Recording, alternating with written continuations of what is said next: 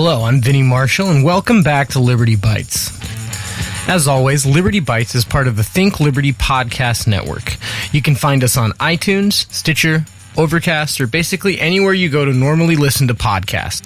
So if you haven't already, go ahead and find us on those apps. Subscribe, favorite us, leave us some reviews. It helps a lot. And we're also on SoundCloud if you look for the Think Liberty Network.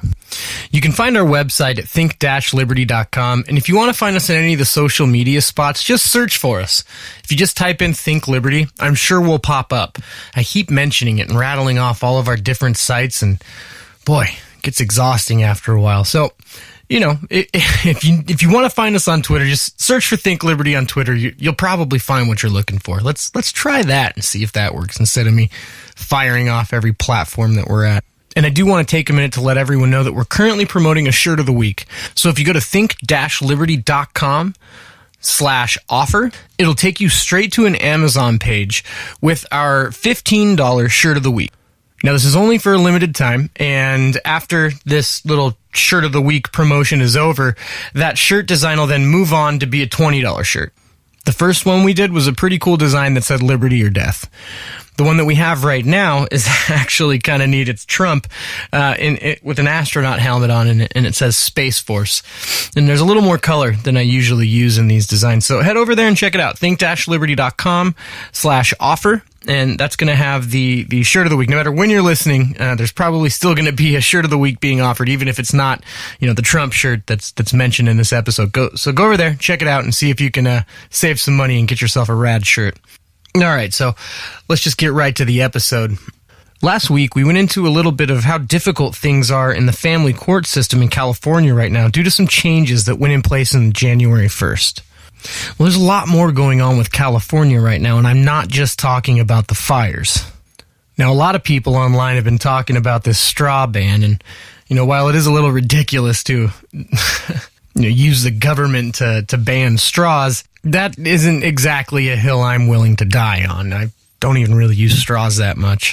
That doesn't mean that I'm excited about the state banning straws or the use of straws. It's just not the most important thing happening right now in California as far as policy goes. Let's remember that this is California we're talking about. You already have the highest taxes in the country, right? And then on top of that, we just got hit with a 40% gas tax, too. Not only that, but those Trump tax breaks that everyone else liked, yeah, they're not so rad for those of us in the coastal areas. See, in New York and California, property taxes actually got higher for most of us. And I know this seems like a silly thing to complain about, but when you live in a state where the property is essentially constantly increasing in value, it's a good thing for your equity, but it's not necessarily a great thing for your property taxes. You see, the more your house is worth, the more you've got to pay in property taxes, and the state is really good about always making sure that they are up to date on the estimated value of your home. If the value of houses in your neighborhood went up and your house is worth $50,000 more this year than it was the year before without having to do any upgrades, you can bet you're going to get a letter in the mail saying, hey, we noticed and we're going to charge you more for the land that you're sitting on. And to be honest, it really doesn't seem like there's any end in sight. The fight for 15 totally ravaged the restaurant industry in San Francisco. I know a lot of people personally that lost their jobs because employers couldn't afford to keep paying their workforce. And now, as a result, you've got these restaurants that are really paying close attention to their margins. I mean, every penny counts here. I have to imagine the lease that they're paying for is not cheap. And as the competition in the tech industry warms up and San Francisco kind of turns into the new Silicon Valley, you see a lot of tech companies coming to San Francisco and setting up shop. Salesforce just finished a really big building out there, and it's happening everywhere. All over the city, new money and new companies are coming in, and that's bringing in a lot of big salaries. And a lot of these salaries have a large part to do with why, real estate is just skyrocketing there, along with a lot of other things like tons of zoning and building regulations that really kind of clog things up. I mean, you can't build in the line of sight of someone's view in certain areas of San Francisco. I think actually most. It's pretty insane. So now with these influx of all these tech companies, the tech companies are starting to compete with themselves for workforce. And as such, a lot of these companies offer free lunch to their employees. With how much it costs to live in San Francisco, just get around. Trying to park in that city, it's impossible. But, they're trying to offer perks to their workforce to get people to, come and work for them. All the salaries in these positions are pretty competitive. So now they're trying to do things like incentivize the workspace by things like free lunches. And I'm sure like yoga or something like that. Free lunch, eh? Milton Friedman would be pissed. Anyhow, that's beside the point. Regardless, now you have the situation where, the restaurant industry is already hurting enough. With these places of employment offering free lunches to their workforce, it's pinching the restaurants even more. So what is San Francisco planning to do in response?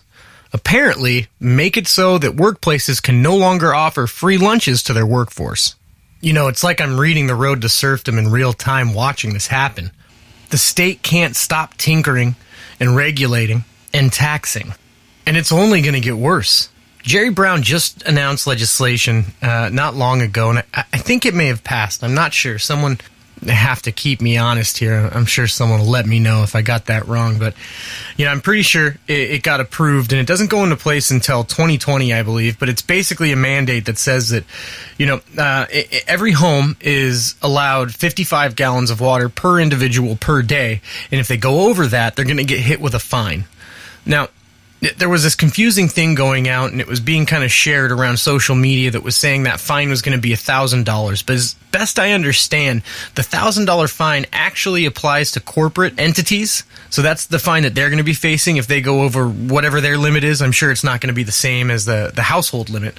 But that's still a pretty insane limit for water consumption, and I'm sure that the fine that they're going to impose is not going to be cheap. And all of this just creates more financial pressure for the residents of California. As it stands, there's a big exodus going on right now in California. It's been interesting to watch play out, because lower and middle class families are all leaving for other parts of the country. A lot of them are going to places like Nevada, Texas. And what's going on is a lot of the people, higher salaries, are coming in for a lot of these tech jobs that are popping up. So what's happening is you've got a state full of these, self-proclaimed ardent defenders, right, of the working class and, fighters of the 1%. And it's basically turning into a haven for the 1% as the lower and middle classes are forced out of the state with all the financial pressure that's coming from all of these regulations and laws. The good news about all of this is Governor Moonbeam, Jerry Brown's on his way out, but it isn't all that great of news when you consider that Gavin Newsom's probably going to follow him in. So the residents of California can at least look forward to more of the same, if not, things to get a little bit worse. You see, like I said, property prices are going up in California still. So anyone that was on the edge of being able to afford a home probably can't now, with the Fed raising interest rates like they are. While salaries are competitive in the tech industry, that doesn't mean that salaries all over California are rising as well. In fact, they're not. Wage growth in California, along with the rest of the country, hasn't really moved a whole bunch lately. So anyone that isn't working a tech job is likely to be in a real tough position financially with trying to stay in the state that they've called their home.